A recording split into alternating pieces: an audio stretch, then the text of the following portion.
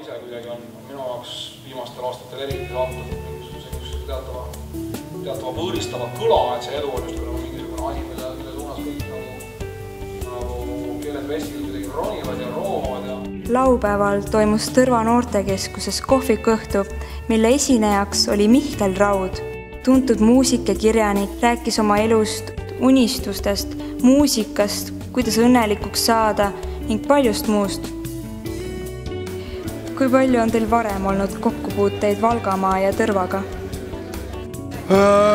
Eks ma olen siin kandis ju käinud üsna palju ja Valgas mänginud Singer-Vingeriga veel Vene ajal, nii et Valga linna ma ju mäletan väga hästi ja veel sellest ajast, kui sai seal nii-öelda sügaval nõukogude ajal käidud, aga Tõrvas ma olen ka käinud, ma ei ole küll ööbinud kunagi Tõrvas, aga mulle Tõrva linn väga meeldib, väga sümpaatne, väga kena, väga armas, Valga samamoodi.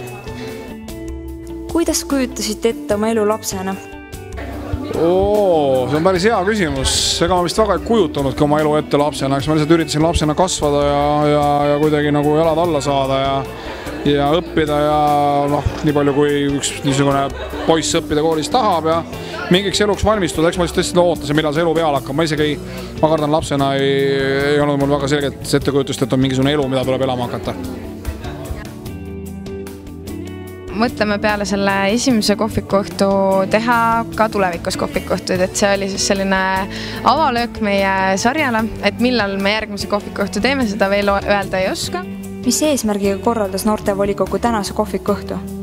Sellelaadsete sündmuste mõte on see, et noored tuleksid kokku, saaksid enda küsimustele vastused kõigepealt ja kohtuda siis kas kuulsate inimestega, natuke vähem kuulsate inimestega, et see ei ole oluline, ma arvan, aga just see, et see teema, mida me toome noorteni, et see on väga oluline.